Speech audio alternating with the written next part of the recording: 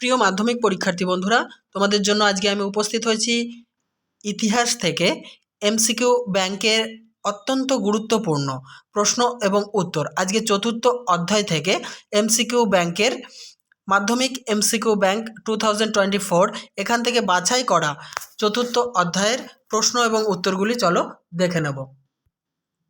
এর আগে 3টি অধ্যায় কিন্তু আমি আলোচনা করে দিয়েছি, তোমরা যদি ওই ভিডিওগুলি না দেখে থাকো আমার চ্যানেলের প্লেলিস্ট থেকে দেখে নিতে পারো। চতুর্থ অধ্যায় সংঘবদ্ধতার গোড়ার কথা, বৈশিষ্ট্য ও বিশ্লেষণ। 1 নম্বর প্রশ্ন, সিপাহী বিদ্রোহ সংগঠিত হয়েছিল 1857 খ্রিস্টাব্দে। ইংরেজ ইস্ট ইন্ডিয়া কোম্পানির শাসনের অবসান ঘটে 1858 খ্রিস্টাব্দে। দিল্লির শেষ মোগল সম্রাট ছিলেন দ্বিতীয় Bahadur Shah.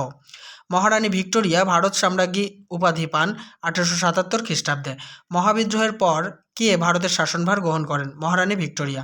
Lord William Bentinck, option খ সঠিক হবে, মহারানী ভিক্টোরিয়া।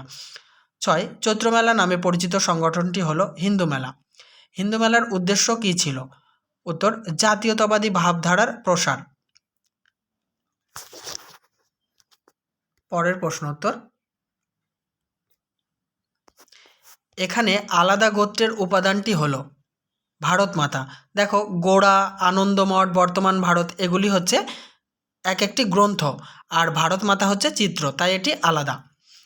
ভারতের প্রথম রাজনৈতিক প্রতিষ্ঠান হলো বঙ্গভাষা প্রকাশিকা সভা।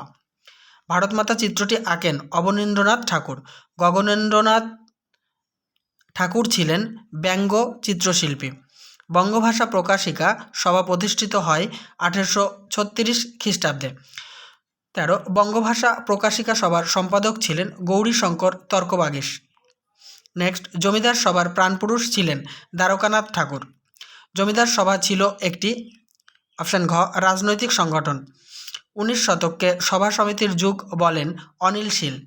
সভা সমিতির যুগ হিসেবে পরিচিত, অপশান ঘ, 19 শতক। মঙ্গল পাণ্ডে 1857 খ্রিস্টাব্দে সিপাহী বিদ্রোহের সূচনা করেন ব্যারাকপুরে। মহাবিদ্রোহের সময় ভারতের গভর্নর জেনারেল ছিলেন লর্ড ক্যানিং।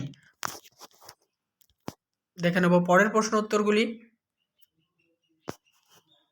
কোন বিদ্রোহে এনফিল্ড রাইফেলের টোটার প্রচলন বিদ্রোহের প্রধান কারণ হিসেবে গণ্য করা হয়? সিপাহী বিদ্রোহে।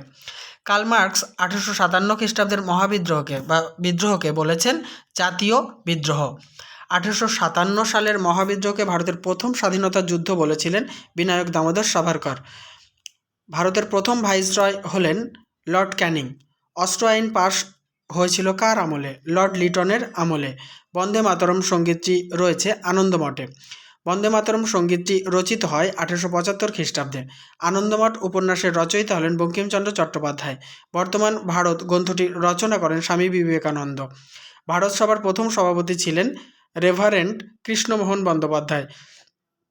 হিন্দু মেলার সম্পাদক ছিলেন গণেন্দ্রনাথ ঠাকুর। পরের প্রশ্ন উত্তরগুলি দেখে নাও। কথামালা গ্রন্থটি কার রচনা? পণ্ডিত ঈশ্বরচন্দ্র বিদ্যাসাগরের। পুনা সার্বজনিক সভা গঠন করেছিলেন মহাদেব গোবিন্দ রানাডে। ভারত সভা গঠিত হয়েছিল 1876 খ্রিস্টাব্দে। কাকে বাংলার মুকুটহীন রাজা বলা হয়? সুরেন্দ্রনাথ বন্দ্যোপাধ্যায়কে।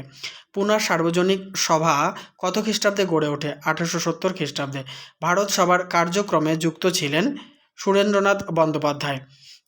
সারেন্ডার নট কাকে বলা হতো? সুরেন্দ্রনাথ বন্দ্যোপাধ্যায়কে। মহারানীর ঘোষণাপত্র 1858 খ্রিস্টাব্দ। মহারানীর ঘোষণাপত্রের প্রধান উদ্দেশ্য ছিল ভারতবাসীর আনুগত্য অর্জন।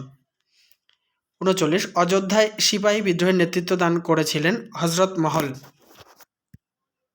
40 নম্বর প্রশ্ন উত্তর, উদ্বোধন পত্রিকাটি প্রকাশিত হয়েছিল 1899 খ্রিস্টাব্দে। মহারানী ভিক্টোরিয়া কর্তৃক ভারতের শাসনভার গ্রহণ করেন লর্ড ক্যানিং। দেশীয় সংবাদপত্র আইন ও অস্ত্র আইন চালু হয় 1878 খ্রিস্টাব্দে। 1857 খ্রিস্টাব্দের 10ই মে সিপাহী বিদ্রোহ শুরু হয়, অপশান খ, মিরাটে।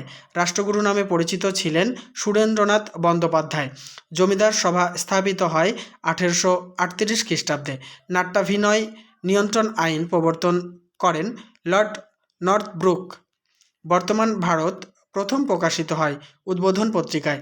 ইন্ডিয়ান লীগ গঠন করেছিলেন শিশির কুমার ঘোষ। জাতাসুর চিত্রটি অঙ্কন করেন গগনেন্দ্রনাথ ঠাকুর। ভারতমাতা চিত্রটি আঁকা হয়েছিল বঙ্গভঙ্গের সময়। নববঙ্গ চিত্রকলার জনক বলা হয় অবনীন্দ্রনাথ ঠাকুরকে। 52 নম্বর প্রশ্ন এবং উত্তর। মহারানীর ঘোষণাপত্র অনুযায়ী ভারতের প্রথম রাজপ্রতিনিধি হলেন ক্যানিং। স্বামী বিবেকানন্দকে খাপখোলা তলোয়ার বলেছেন শ্রীরামকৃষ্ণদেব। 1857 গ্রন্থের লেখক কে? সুরেন্দ্রনাথ সেন। ল্যান্ড হোল্ডার্স সোসাইটির সভাপতি ছিলেন রাজা রাধাকান্ত দেব। আনন্দমোহন বসু ছিলেন ভারত সভার প্রতিষ্ঠাতা। মহাবিদ্রোহকে 1857 কৃষক বিদ্রোহ আখ্যা দিয়েছেন শশীভূষণ চৌধুরী। নেক্সট, বন্দে মাতরম সঙ্গীতটি রচনা করেন বঙ্কিমচন্দ্র চট্টোপাধ্যায়। মহাবিদ্রোহকে 1857 যে ব্রিটিশ লেখক সিপাহী বিদ্রোহ আখ্যা দিয়েছেন? চার্লস রেইক্স। চৈত্র মেলা হিন্দু মেলা রূপে পরিচিত হয় 1867 খ্রিস্টাব্দ থেকে। তাহলে বন্ধুরা, এই আলোচনার সঙ্গে সঙ্গে আমি আজকের আলোচনা সমাপ্ত করছি। নেক্সট অধ্যায় থেকে তোমাদের জন্য প্রশ্ন উত্তর নিয়ে আমি যথাসময়ে হাজির হব। দেখতে থাকো, সঙ্গে থাকো। আর ভিডিওটি ভালো লাগলে অবশ্যই লাইক, কমেন্ট এবং শেয়ার করো। চ্যানেলটিতে নতুন হলে সাবস্ক্রাইব করে অল করতে কিন্তু ভুলো না। আর তোমাদের দরকারি সমস্ত ভিডিও পেতে কিন্তু আমার চ্যানেলের প্লেলিস্ট সবসময় ফলো রেখো।